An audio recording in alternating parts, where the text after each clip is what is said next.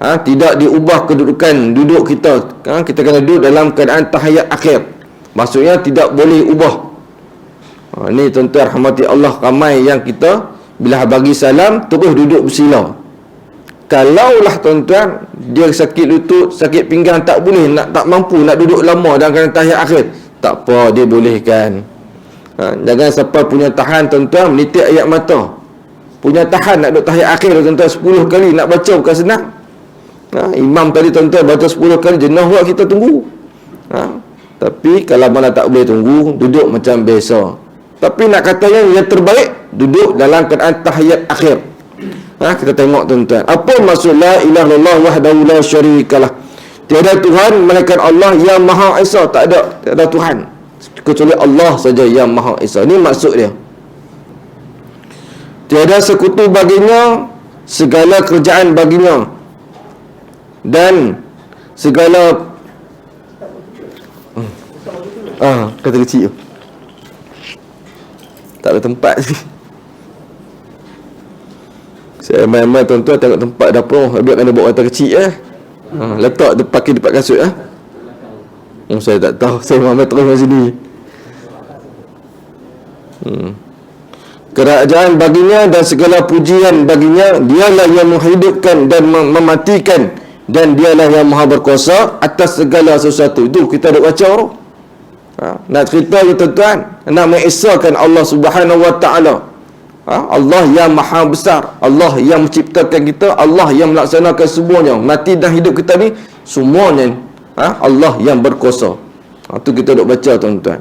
Dan fadilatnya daripada hadis daripada Abu Zar radhiyallahu anhu berkatanya, sesungguhnya Rasulullah sallallahu alaihi wasallam bersabda, barang siapa yang membacanya 10 kali selepas solat subuh dalam keadaan kakinya masih dalam keadaan tahiyat akhir, dan sebelum berkata-kata, ni tuan-tuan kena faham, sebelum berkata-kata tak boleh berkata-kata benda lain.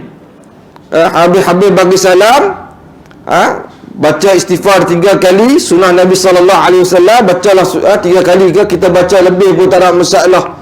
Lepas tu baca la ilaha illallah wahdahu la syarikalah, lahul mulku wa lahul hamdu yuhyi wa yumiit wa huwa ala kulli syai'in qadir. Maksudnya tuan-tuan, tak boleh nak berkata-kata benda-benda yang lain.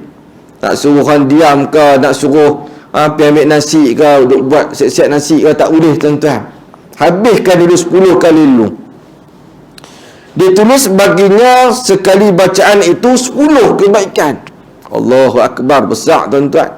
Kebaikan ni apa? Macam-macam kebaikan Allah nak bagi tuan-tuan. Dihapuskan daripadanya 10 kejahatan dosa. Allah hapuskan dosa-dosa kita tuan-tuan. 10 kejahatan Allah hapuskan.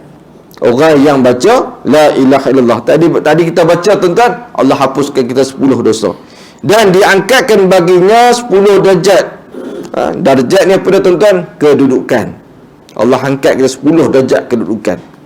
Dan dia pada hari itu terjaga daripada segala perkara yang dibenci, terbenting diri daripada syaitan.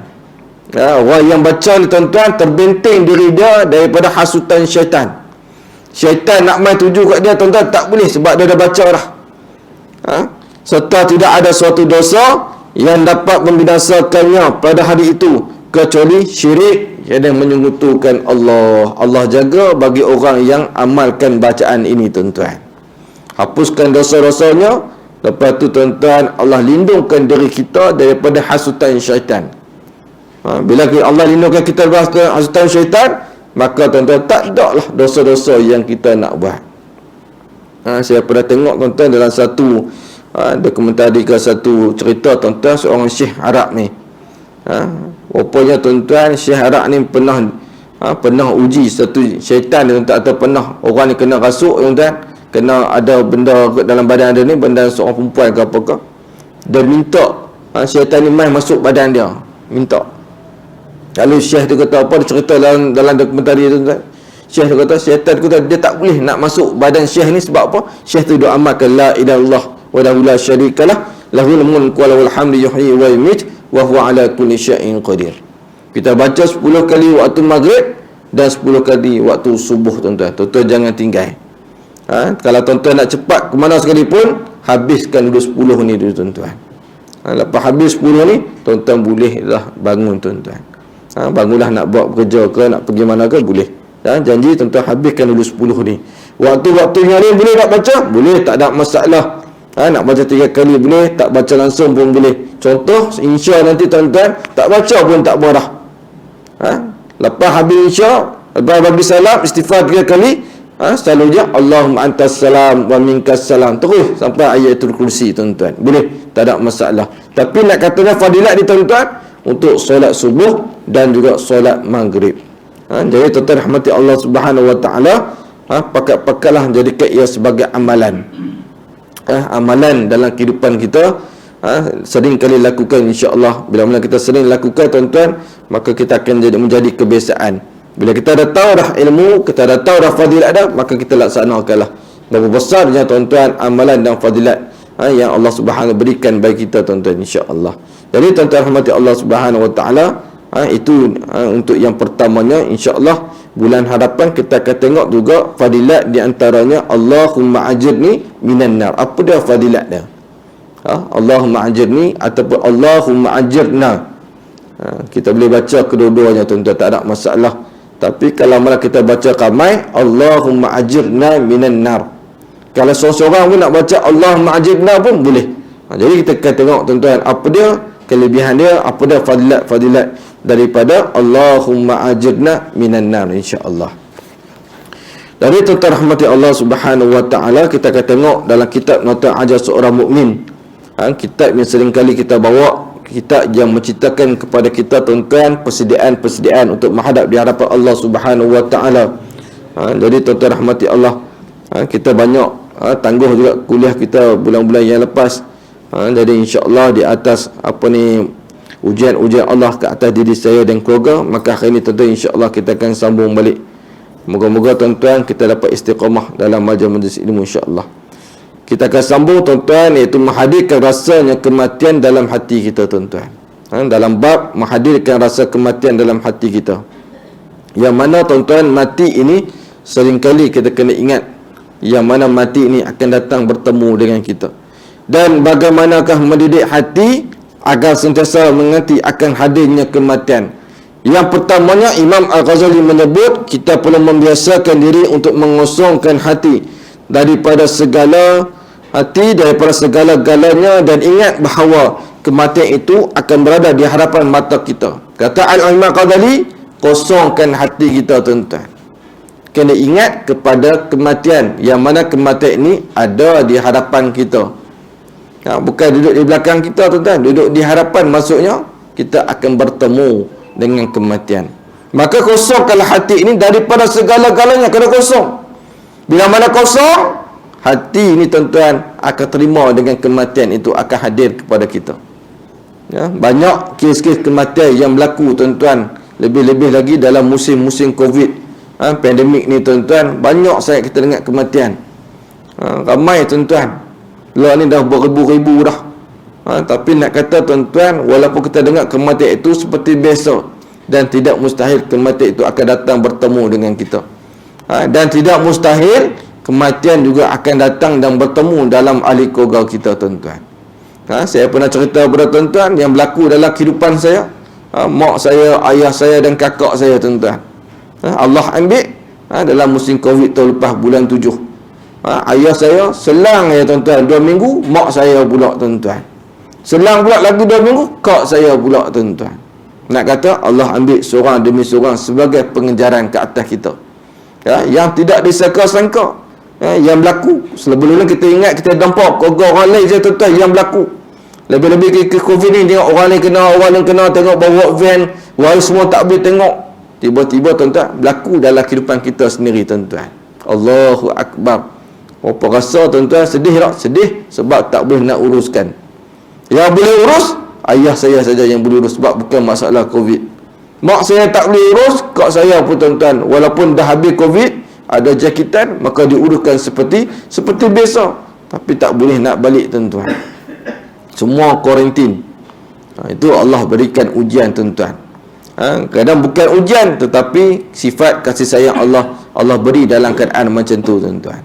Ini benda-benda yang kita kena ingat, yang mana kematian akan datang bertemu dengan kita pada bila-bila masa saja tuan-tuan. Tak kira lah tua ataupun muda. Tak kira dah tuan-tuan lah ni. Dulu boleh kata yang tua-tua ni semua akan mati dulu. Lah ni tak boleh dah tuan-tuan.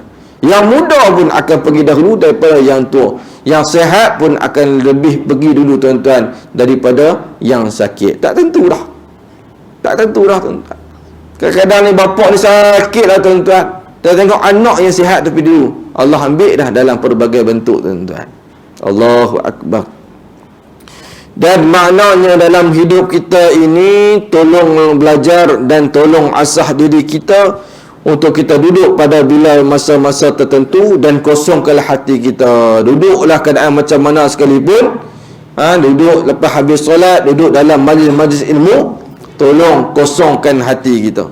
Istighfar banyak-banyak, ingatlah Allah tuan-tuan. Kosongkan hati kita tuan-tuan. Jangan dah kita ada prasangka buruk kepada orang lain. Hati kita tuan-tuan, kita kena bersih. Jangan ada langsung tuan-tuan kita bersangka buruk dengan orang. Kadang-kadang tuan-tuan, hati kita ni ada 3 jenis hati kita. Ada hati yang sakit, ada hati yang mati, ada hati yang hidup. 3 jenis. Kata para ulama ada 3 jenis ni. Yang sakit tuan-tuan boleh diubati, tapi ambil masa sedikit. Kalau hati yang mati, tak boleh nak ubat dah mati dah tuan-tuan. Tapi kalau mana yang terbaik, hati yang hidup, sentiasa ingat pada Allah. Ingat pada Allah. Duduk saja tuan-tuan tengok televisyen pun ingat Allah. Makan dengan kawan-kawan tuan-tuan, kedai sahabat kita roti canai depan ni, makan ramai-ramai, teringat Allah. Sambil gelak-gelak pun ingat Allah. Ingat Allah tuan-tuan. Kadang-kadang tuan-tuan kita takut apa, kita duduk dalam keadaan seronok, kita lupa Allah. Allah nampak dah, Allah tengok. Allah boleh cabut nyawa kita pada bila masa saja tuan-tuan. Jadi tuan-tuan, hati kita ni sesat kena ingat pada mati. Mati tuan-tuan. Tapi jangan ingat mati sampai tak buat kerja lain dah.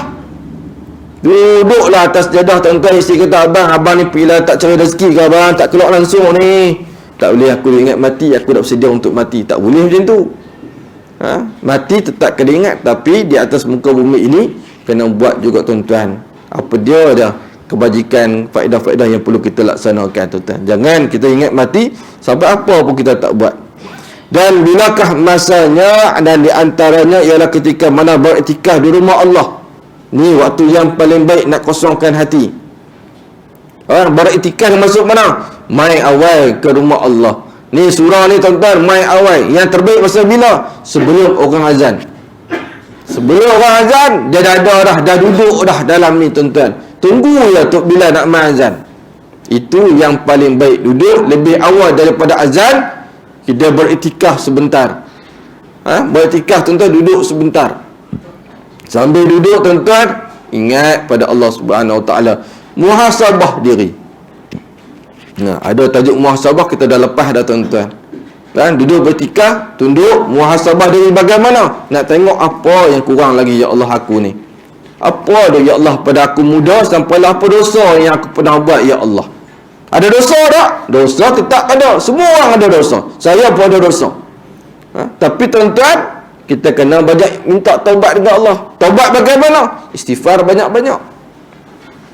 Duduk saja tu, astagfirullahalazim, banyak dosa aku ya Allah. Istighfar lagi, astagfirullahalazim. Nampak ni dosa-dosa yang nampak. Maka bila mana kita datang awal rumah Allah, kita duduk beriktikaf, masa ni tuan-tuan akan hadirnya hati yang kosong, kita minta ampun dengan Allah. Barulah kita boleh latih hati kita tuan-tuan bersih kepada Allah Subhanahu Wa Taala. Dan kenalah ada masa kita duduk dalam rumah Allah, kemudian kita beriktikaf, kita kosongkan hati kita. Ingat kembali bagaimana perjalanan hidup kita ini. Sudah berapa lama perjalanan hidup kita ini. Inilah masa yang sesuai untuk kita mengosongkan hati kita. Duduk dalam rumah Allah, cukup tenang tuan-tuan. Ada orang tuan-tuan, tak ada tempat lagi yang paling tenang kecuali dalam rumah Allah. Datang awal dengan aircon yang sejuk tuan-tuan, tenang duduk tuan-tuan. Sebab tu tuan-tuan, kalau tuan-tuan pergi ke masjid, tuan-tuan pergi ke surah-surah yang terbaik, maksudnya dia hiaskan surah dah cukup cantik. Sebab apa? Nak ada ketenangan. Dia buat mihrab bagi cantik, dia bubuh lampu bagi cantik. Nak bagi apa? Jemaah ni seronok main rumah Allah. Dia hias bagi lawa-lawa, dia bagi sejuk sikit. Dia tengok jemaah dah ramai lah ni, dia pasang ekor lebih sikit. Sebab apa? Nak bagi keselesaan. Duit banyak tak? Duit banyak dalam tabung. Surah ni bukan surah ni, surah lain. Lepas tu dia nak tengok pula kehebatan ni, tempat-tempat tu tuan-tuan, mikrofon kena terbaik.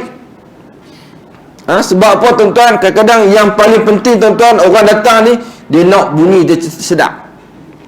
Bunyi sedap maksudnya apa? Imam baca pun dengar sampai ke belakang. Tadi tak dengar tuan-tuan. Kungkak. Nak berzikir baru dengar suara dari belakang tuan-tuan. Maksudnya apa? Pakat-pakatlah sumbang tuan-tuan beli yang baru.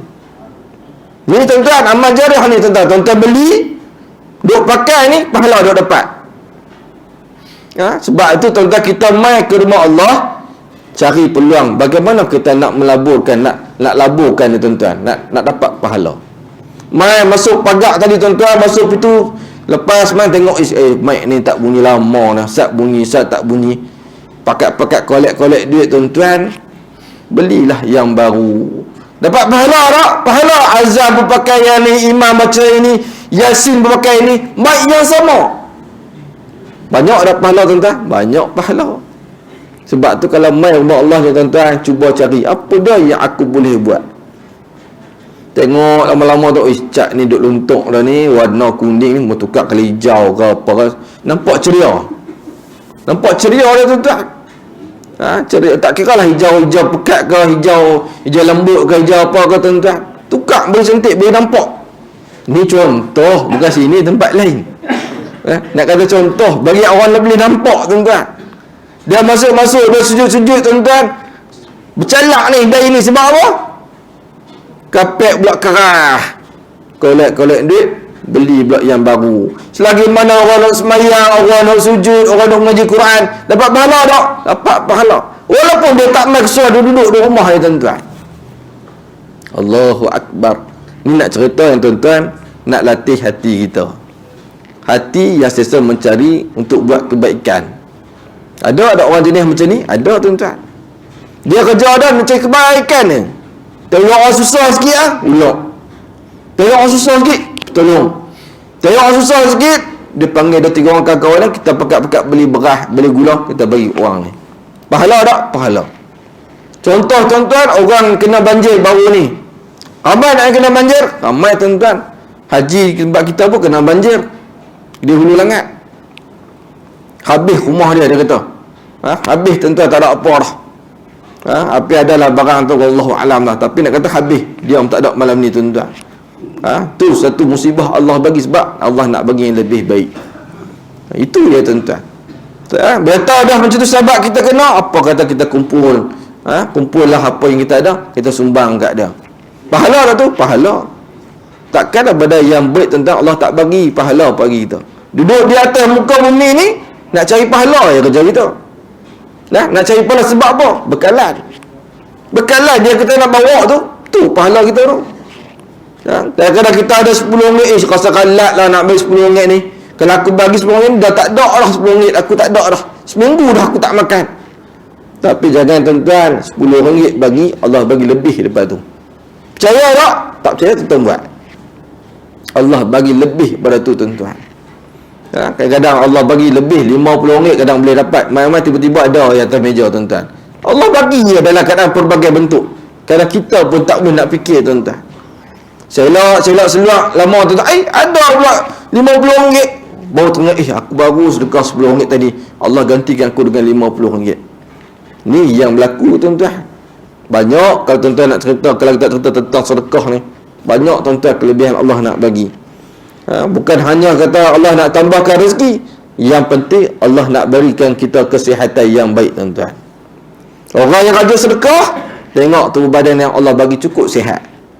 Sihat tuan-tuan. Walaupun dia dah berusia dah 80 tuan-tuan, 90 tuan-tuan, tapi tengok dengan mana dia rajin bersedekah, Allah panjangkan usia dia, Allah berikan kesihatan tubuh badan bagi dia. Itu salah satu je tuan-tuan kelebihan orang yang bersedekah.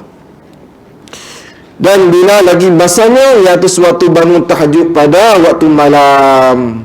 Ni nak mengosongkan hati kita tuan-tuan. Ingat kepada kematian, nak mengosongkan hati kita, iaitu pada ketika mana bangun tahajud. Bila last kita bangun tahajud, tuan-tuan, cuba pakat-pakat ingat lah. Tak payah duk tengok orang, tuan-tuan. Oh, alhamdulillah, tak payah. Kita pakat-pakat ingat, pakat-pakat fikir balik. Last kita bangun solat tahajud bila, tuan-tuan? Tahajud ni, tuan-tuan, pakat-pakatlah bangun walaupun dah pukul 5.30 pagi, tuan-tuan. 5.30 pagi, tuan-tuan, ada lebih kurang dalam 20 minit, lebih kurang dalam 30 minit, 40 minit lagi nak masuk waktu subuh. Sempat lagi tak? Sempat. Buatlah sekurang-kurangnya 2 rakaat. Buat solat sunat tahajud. Bangun solat sunat tahajud. Duduk, tuan-tuan, sambil mengosongkan hati. Dan kita kosongkan hati kita di saat mana kita kosongkan hati kita. Dan di saat itulah cuba kita renungkan bagaimana kita akan merasa sunyinya di dalam kubur nanti. Bangun ketika malam, tuan-tuan, sunyi tak? Sunyi. Kosongkan hati kita dan kita kena ingat yang mana kita pun akan hidup kesunyian nanti, tuan-tuan. Duduk dalam kubur, kita akan rasa hidup kita dalam kesunyian. Sebab tu bila mana orang bangun solat tahajud, orang buat qiyamul lail, dia tutup lampu. Dia duduk dalam keadaan gelap. Sebab apa? Sebab dia nak merasai duduk dalam keadaan gelap sambil beribadah. Tuan-tuan, saya buat qiyamul lail, kalau buat di masjid atau buat di mana, saya suruh tutup lampu. Tutup lampu biar gelap, tuan-tuan. Dia pun tak kenal siapa ada orang sebelah. Dia duduk dalam keadaan gelap, dia boleh menangis, dia boleh menghayati suasana dalam keadaan gelap. Dia nak minta ampunkan dosa-dosa dia. Nak minta dengan Allah ampunkan dosa. Saya pernah buat, tuan-tuan. Saya jadi imam solat qiyamul lail. Habis, tuan-tuan, ada solat sunat, kita buat zikir-zikir munajat. Duduk dalam keadaan gelap. Duduk belakang saya ni, tuan-tuan, bendahari, pengungsi, mereka teriak punya teruk, tuan-tuan. Pengungsi semua ni ada jatuh kosong ni, duduk di belakang. Mereka punya teriak, mereka punya minta ampun dengan Allah. Mereka dengar saya punya doa, tuan-tuan, menangis habis. Menangis habis, tuan-tuan. Saya kata kita duduk dalam keadaan gelap ni, hayatilah.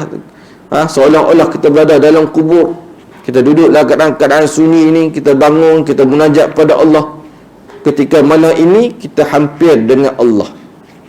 Duduk dalam keadaan gelap, bangun solat sunat tahajud, tuan-tuan, suasana ada berbeza dengan kadang solat insya yang kita buat nanti, tuan-tuan. Berbeza. Ada orang tak pernah bangun, cuba bangun. Ada orang dah biasa bangun dah, teruskan, tuan-tuan. Tak boleh buat setiap hari, tuan-tuan, buatlah selang sehari. Tak boleh seminggu sekali. Tak boleh sebulan sekali. Tak boleh setahun sekali. Tak boleh juga, tuan-tuan. Allahu Akbar. Allahu Akbar dah, tuan-tuan. Teruk dah lah. Sebab tu, tuan-tuan, buatlah, carilah masa ruang yang ada, kita laksanakan solat sunat tahajud. Tak boleh setiap hari pun tak apa. Ada orang dah ambil Sabtu malam Ahad sebab Ahad tu dia cuti. Sebab bukan tahajud ni, qiyamul lail ni perlu tenaga. Bangun awal malam, bangun siap mandi dan sebagainya, pakai pakaian yang bersih. Bangun awal, duduk, tuan-tuan. Esok pagi tu jangan terus tidur balik. Lepas subuh jangan tidur lagi, tunggu sekejap. Nak tidur pukul berapa? Pukul 8.30, pukul 9 tu baru kita lelapkan mata kita. Sebab nak cukupkan waktu tidur kita, tuan-tuan. Ada orang dah biasa dah, tuan-tuan, tak ada masalah. Bangun pukul 3.30 pagi, pukul 4.30 pagi dah bangun semayang, terus tunggu solat subuh. Lepas habis solat subuh, tuan-tuan, dia tak perlu tidur lagi dah. Dia dah selesai dah, dah biasa dah. Dah boleh pergi bekerja macam besok. Tapi kalau mana nak ambil Sabtu malam Ahad pun boleh, lebih baik. Mungkin boleh rehat pada hari Ahad tersebut. Itu di antara bagaimana kita nak laksanakan solat malam. So, itu solat tahajud. Ada orang tanya juga, apa solat sunat yang perlu kita buat? Buatlah, tuan-tuan, solat sunat tahajud 2 rakaat. Ataupun buat solat sunat taubat 2 rakaat. Lepas tu kalau kita ada hajat buat, nak minta kepada Allah, buat solat sunat hajat. Kalau dia ada masa, buat solat tasbih. Lepas tu tutup dengan solat witir. Tapi kalau solat witir, sehari lepas habis isya ni, tuan-tuan dah buat dah, pakat-pakat buat solat witir, malam nanti bangun tak payah buat dah. Witir sekali saja, tuan-tuan. Maksudnya satu hari tu witir sekali ya. Tak perlu lagi dah bangun tahajud nak buat witir, tak perlu lagi dah. Dan solat sunat witir tak boleh buat secara berjemaah kecuali bulan Ramadan saja. Ramadan saja yang boleh buat solat sunat witir. Itu ia dituntut. Tapi pada bukan bulan Ramadan, buat masing-masing buat. Sebab tu kalau saya pimpin qiyam mulai tuan-tuan, habiskan solat hajat ke, baca doa, zikir mulai bagi doa. Kalau yang belum buat witir, habis doa, pakat-pakat buat, ada masa lagi. Berhenti lebih kurang dalam 20 minit sebelum masuk waktu azan, nak bagi orang rehat sekejap untuk solat subuh. Jadi dia ambil masa buat dulu solat witir, paling-paling pun 1 rakaat. Witir ganjil boleh buat 1 rakaat, itu yang paling rendah lah maksudnya. Kalau kita buat bulan Ramadan 21 boleh juga kalau kita nak buat 21, tapi yang paling-paling kurang 1 rakaat pun sudah memadai, boleh, tak ada masalah. Dan saat mana kita akan menghadap di hadapan Allah nanti, yang ni adalah masa kita sedang mengosongkan hati kita. Kita duduk, bangun solat sunat tahajud, duduk dalam keadaan ni tuan-tuan, kita dapat renungkan dan dapat mengosongkan hati kita. Lalu kemudiannya, ketiganya, masanya adalah waktu kita hampir hendak tidur, yang disebut oleh para ulama sebagai waktu manusia kembali kepada fitrah. Ni ketika mana tuan-tuan, waktu ketika mana kita nak tidur ni, salah satunya waktu yang lebih baik atau waktu yang sesuai untuk kita mengosongkan hati kita. Masa menjadi bersih, jiwa kita betul-betul bersih. Dan di dalam hidup kita ini, Allah jadikan daripada 24 jam itu adanya masa kita akan kembali kepada fitrah. Fitrah apa? Kembali keadaan bersih, kembali kepada keadaan tak adanya dosa-dosa. Sebab tu tuan-tuan, sebelum mana kita nak tidur, jangan terus lelapkan mata. Sambil baring tuan-tuan, ingat balik sepanjang mana hari ini apa yang kita telah laksanakan. Sepanjang mana hari ini tuan-tuan, apa dia yang kita telah buat. Apa dia ada amalan-amalan yang kita telah buat. Berapa kali dah kita selawat hari ini, berapa banyak dah kita bersedekah. Itu yang perlu kita lihat balik. Pada hari ini bangun daripada subuh, kita sedekah ke tak? Orang yang rajin bersedekah tuan-tuan, satu hari dia tak bersedekah, dia rasa gelisah dalam hidup dia. Yang terbaik ketika mana waktu subuh, sedekah subuh namanya. Tuan-tuan bangun awal solat subuh, masukkan duit dalam tabung. Kalau tuan-tuan datang surau, masuk duit dalam surau. Kalau ibu-ibu tak boleh datang surau, nak siapkan makan anak dan sebagainya, kelang kabut, solat subuh di rumah, siapkan satu tabung dan makan sebagai tabung subuh. Masuk setiap kali, hari-hari, setiap pagi lepas subuh, masuk RM1, masuk RM2, terpulang. Sampailah hari Jumaat, cukup dah RM4, RM7. Bila RM7 sampai hari Jumaat, bagi pada suami. Abang ambil duit saya ni bang, abang pergi letak dalam tabung masjid. Ambil RM7, tiap minggu RM7 bagi pada suami. Suami ambil pergi letak dalam tabung masjid. Suami jangan tak letak, jangan bubur dalam poket. Suami bapak lupa tuan-tuan ada duit lebih. Rezeki Allah bagi. Rezeki Allah macam mana? Duit bini dia tuan-tuan. Tuan-tuan jangan tak bubur. Ambil RM7 buat diam ya. Abang dah letak tabung dah. Dah letak dah. Apa yang duduk dalam poket RM7 tuan-tuan. Jangan buat macam tu. Tapi isteri jangan risau, pahala dah dapat dah. Suami tak letak pun pahala dapat dah. Yang penting kita sedekah. Niat tuan-tuan. Kalau letak satu hari RM2, dapatlah RM14. Allahu Akbar. Banyak tak? Banyak. Tapi bila dah kumpul, bila letak dalam tabung subuh, jangan ambil pula duit tu bagi kat anak pergi sekolah. Tak jadi. Pergi ambil pula duit tu, pergi beli pula santan kat tuan-tuan. Sebab apa duit tak cukup? Allah. Kalau boleh dah sedekah, dah dia sedekah, terus sedekah. Jangan kita ambil semula tuan-tuan. Sebab kita nak pahala di sisi Allah Subhanahu Wa Taala. Maka waktu yang sesuai juga ketika bila kita nak tidur, kita fikir balik, ada tak dosa kena kita buat? Kalau ada, istighfar cepat-cepat.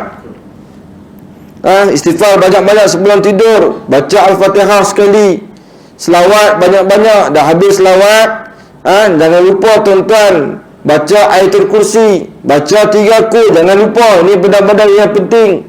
Baca bismillah 21 kali ataupun 40 kali. Lepas dah baca bismillah, jangan bercakap lagi dah, terus tidur je. Istighfar banyak-banyak tuan-tuan. Dan jangan lupa mengucap 2 kalimah syahadah. Sebab apa tuan-tuan? Sebab kita belum pasti lagi, silap-silap ketika mana kita tidur, Allah jemput kita. Barang siapa yang baca la ilaha illallah sampai di akhir-akhir dia, nescaya syurgalah tempat dia, wajib dah atas dia. Sebab tu sebelum tidur baca dulu asyhadu la ilaha illallah wa asyhadu anna muhammadar rasulullah, terus tidur tuan-tuan.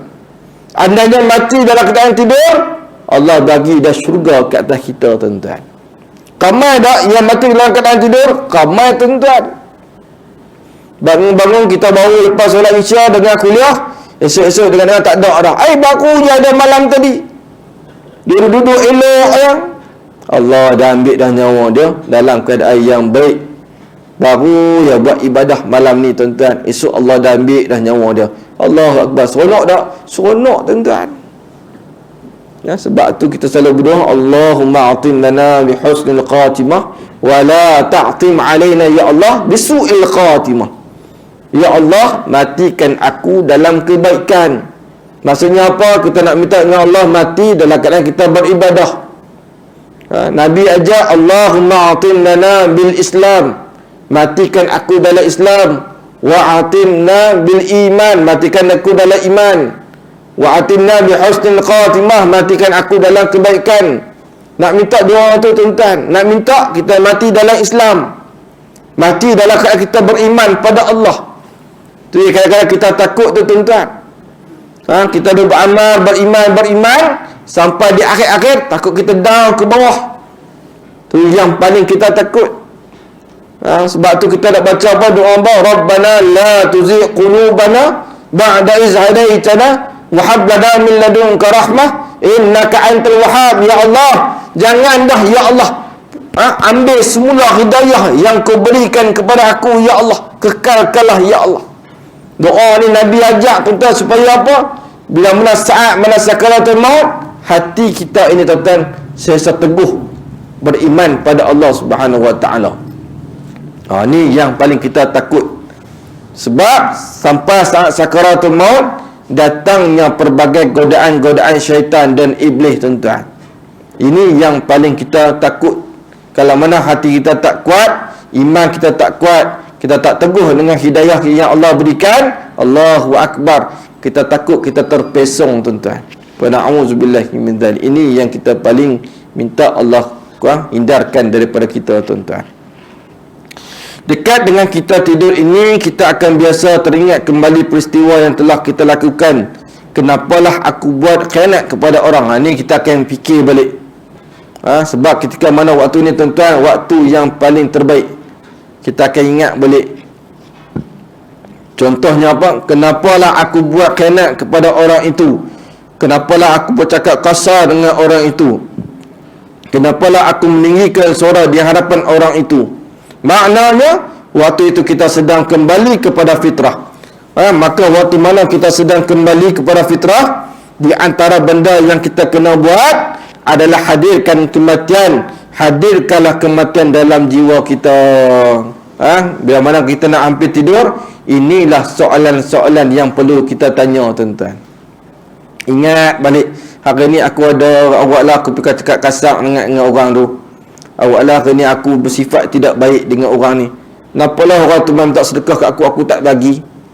Kita akan rasa kesal. Biar kita kata kesal, menyesal tuan-tuan, hati kita akan menjadi kosong. Ni kita rahmati Allah Subhanahu wa taala, kita kena ingat benda ni tuan-tuan.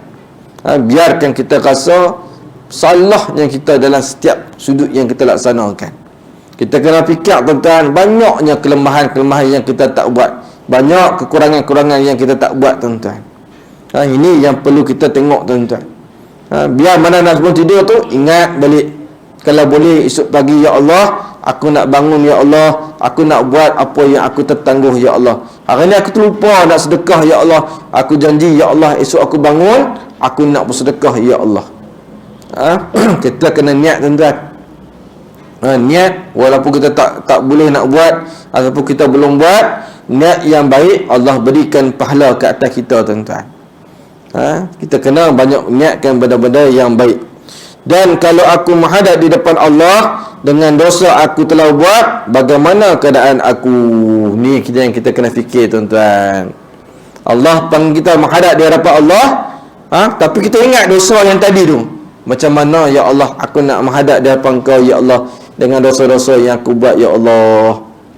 Ni tuan-tuan, kita kena lihat dan kita kena muhasabah diri kita. Dan dengan aku menghadap di depan Allah, di saat mana aku pernah meninggalkan solat, bagaimanalah keadaan diri aku ni? Kita kena muhasabah. Masa zaman muda kita tinggal solat tak? Tinggal solat, tuan-tuan. Ada orang kerja, macam-macam kerja. Kadang-kadang terpaksa outstation, tinggal solat dan sebagainya. Ada orang kerja askar, ada orang kerja polis, tuan-tuan. Kadang-kadang terpaksa tinggalkan solat dengan tugas. Dah habis dah pencen, tuan-tuan, dia renung balik, Allah, dulu aku banyak tinggal solat, dulu aku banyak tak buat ibadah, tapi ni aku dah pencen ni, aku nak berubah hidup aku ni, aku nak berubah, aku ni tak mau dah tinggal solat. Buat balik solat, qada balik yang lama-lama. Pulun buat. Walaupun tuan-tuan tiba-tiba Allah ambil nyawa kita, kita tengah dok qadakan solat, walaupun banyak lagi kita tak habis nak qada, Allah ampunkan dosa kita, tuan-tuan. Ni yang kita kena lihat balik. Kita kena muhasabah diri kita.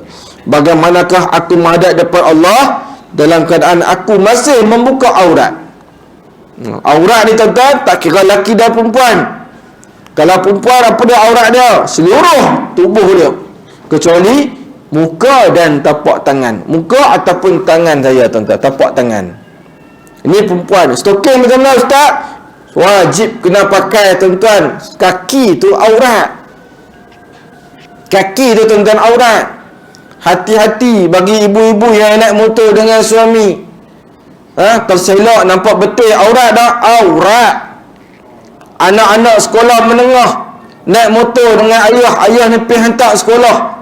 Sekolah menengah tu dah balik lagi. Dah balik ada, tuan-tuan. Aurat. Bapak kena pesan, pakailah seluar ketat ke ataupun stoking yang panjang, tarik sampai lutut. Kalau naik motor terselok sikit nampak, tapi tak apa, dah menutup aurat. Ibu-ibu jangan lupa pakai stoking. Walaupun nak pergi pasar, kaki tu aurat. Suami-suami tolong tengok. Kalau dia pakai kasut yang serelung, kasut sport tu, tak apa, dah tutup dah. Tapi jenis pakai kasut pergi berjalan ni, kasut kayu ke, kasut apa ke, tuan-tuan, tak pakai stoking, nampak tak tumit, nampak tak kaki, nampak aurat, besar tak, besar. Suami kena tegur. Cek pula pakaian dah cantik dah, pakai pakaian jubah. Perempuan ni dia pakai baju maxi, panjang elok dah. Tengok-tengok jarang pula, aurat tak, aurat. Dah pakai dah lawa dah, beli cukup mahal dah. Tengok-tengok, tuan-tuan, ketat pula, nampak pula, aurat tak, aurat. Dah pakai dah tudung, cantik dah ni, beli Ninova lah, apalah macam-macam lah, tuan-tuan, punya cantik dah, beratus-ratus. Pakai duk atas bau, nampak bawah dada, aurat tak, aurat. Tu dia, tuan-tuan, orang perempuan. Laki ada tak? Laki, apa dah aurat laki? Seluruhnya, tuan-tuan, daripada mana? Pusat sampai lutut. Betul dah, tuan-tuan, sampai lutut. Dia bawah sikit pada lutut. Dia naik motor, tuan-tuan, nampak kepala lutut. Sebab seluar tu pindah atas sikit, nampak kepala lutut. Aurat tak? Aurat. Tanggung besar. Tu dia, tuan-tuan. Dia cuci kereta punya baik, punya bagus, duduk nyorok belakang, tuan-tuan, cuci kereta. Tengok kau seluar pendek. Bukan kat sini, tempat lain. Pakai seluar pendek, tuan-tuan. Aurat tak? Aurat. Allahu Akbar, tuan-tuan. Kalaulah masa muda kita buat, moga Allah ampunkan kita sebab kita jahil. Ni, tuan-tuan. Kalaulah muda-muda dulu kita pemain bola pakai seluar pendek, tuan-tuan, tak apa, kita jahil. Allah ampunkan dosa kita, tuan-tuan. Ni dah tahu dah, tuan-tuan, jangan dok buat lagi dah. Kita kena jaga betul-betul, tuan-tuan. Haji, ada orang balik haji, tuan-tuan, pergi pasar malam pakai seluar katok, tuan-tuan. Allahu Akbar. Semayang pun tuan-tuan bukan solat katok. Bila duduk di antara dua sujud tuan-tuan, nampak kepala lutut. Batal tak? Batal solat. Dah batal, dosa pula tu. Ni tuan-tuan nak suruh kita tengok balik. Kalau mana kita masih lagi tuan-tuan, tentang aurat ni masih lagi tak upah nak jaga, kita kena jaga betul-betul tentang aurat tuan-tuan. Aurat ni lah yang nak melatih hati kita nak menjadi baik tuan-tuan. Ajar anak-anak kita tentang aurat. Biarlah yang kecil pun, cucu kita yang kecil pun tuan-tuan, belilah tudung ke apa ke tuan-tuan, tudung murah ya RM5, pakai, ajarkan dia pakai. Jangan marah dia, ajar dia.